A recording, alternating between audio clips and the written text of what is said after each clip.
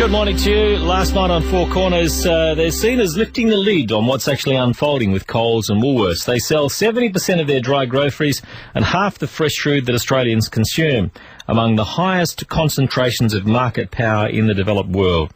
Last month, the competition watchdog, the ACCC, officially ticked the arrangement, insisting the market is working, but the growth in supermarket muscle has come at a cost to many suppliers and small retailers. Crippling is how one industry analyst terms Coles and Woolies' power over food producers. The regulators call it simply tough dealing. Scott Driscoll is the Executive Director of the Retailers Association. Good morning to you. Do you agree that it's just tough dealing? Oh, Peter, look, I think tough dealing is a very polite dinner table way of describing what is utterly unconscionable and, as you just rightly said, is putting an awful lot of family-owned businesses, right from farms through to retailers, indeed out of business. So who do you represent? We have many thousands of independent retailers right across the country, brands like RGA, Foodworks, but all Australian family-owned businesses that are in communities and invest back into communities and are providing competition where they can to this Coles-Woolworths duopoly. Now, the ACCC have given the arrangement a big tick, insisting that the market's actually working. Why can't the authorities pin down any malpractice? Look, I just think there's a lack of understanding and a lack of will, to be quite honest with you, because, look, everyone went into that ACCC inquiry with scepticism but some hope. Unfortunately, the scepticism was proven to be founded, but the hope wasn't. This government also, I mean, ultimately they are the ones that give the ACCC teeth or no teeth. They promised lower grocery prices. Now, with the situation in Australia where you have 80% concentrated between Coles and Woolworths in the supermarket sector, and you've got the highest rate of food inflation in the entire OECD, I think that probably points to something fairly obvious to most people. But the regulations that the ACCC are bound by are dictated by the federal government, and they're simply not delivering. And at the end of the day, the blood is going to be on the hands of Kevin Rudd and his government for not delivering on what they really put out there as a core election promise. Last night in Four Corners, we saw a number of examples of where producers weren't able to keep up with the demands that are being placed on them. Do you have other examples?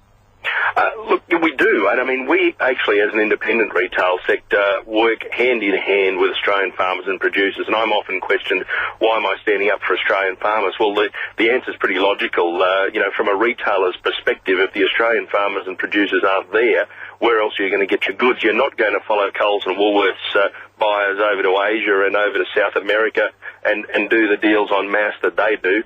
It's impractical. You do your deals with local Australian farmers, and basically the stories that we saw last night out of the Four Corners report, where a farmer's producing and selling at the farm gate pumpkins, for example, at 25 cents, for 100 grams or $250 a tonne, and it's retailing them through a Coles or Woolworths for $2,500 a tonne.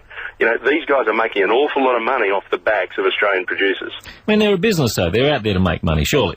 Tom, and I sort of see the point that if you can get away with it, why wouldn't you? If you're a multi-billion-dollar corporation and you don't have a social conscience and the holy dollar is your only motivator, and you've got plenty of money to put the spin out there by way of advertising, why wouldn't you? They don't have their owners in the shops every day, as independent retailers are, facing down and seeing what their conscience might otherwise make them realise is doing the wrong thing. But ultimately, it falls in the lap of government, and the government is failing dismally. But even the latest inquiry the ACCC put through couldn't find small retailers or suppliers to put evidence against the Coles or Woolworths.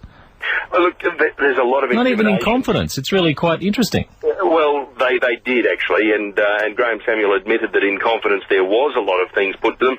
At the end of the day, Graham Samuels didn't choose to pursue those particular lines. I mean, I know a lot of what was said to Graham Samuels behind closed doors by a lot of suppliers and by a lot of independent retailers. And it's the same sorts of things that you saw on the Four Corners report last night. What do you mean?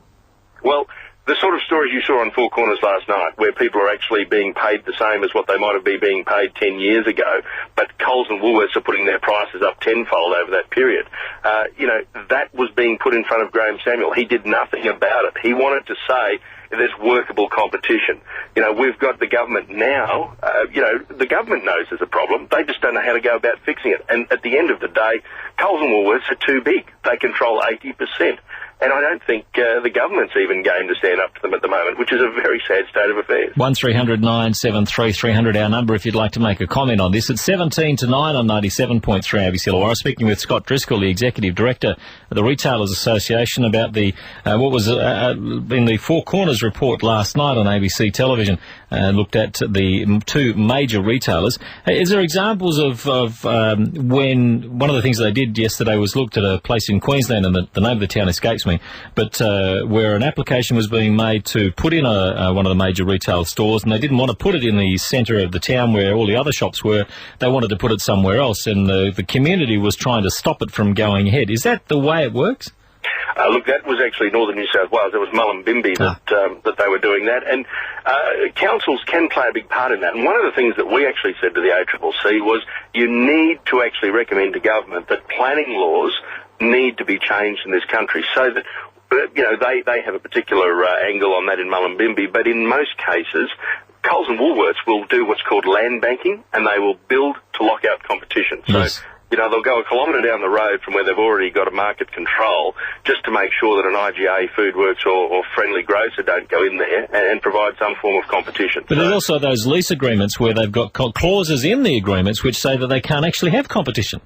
Absolutely, and without mentioning another commercial station last night, there was a report that very fairly put it in the lap of Coles and Woolworths, and the ACCC must look at this, and I believe are looking at this as a result, and that is, in one shopping centre, for example, the shopping centre management wrote to a particular independent retailer and basically got up him for daring to sell product lines that were listed within Coles and Woolworths in the same centre. This is absolutely, and that's because they're in collusion with them as well. At the end of the day, there's a lot of people at the big end of town making a lot of money out of this Coles and Woolworths rort that's going on. Okay, well, look, I'm going to leave it there. Scott Driscoll, thanks for your time this morning. Pleasure. Scott Driscoll, Executive Director of the Retailers Association. You might have a thought on this. 1300 973 300 is our number. If you'd like to join us, you can give us a call. 1300 973 300 is the number if you've got a thought on this. Did you see the Four Corners report?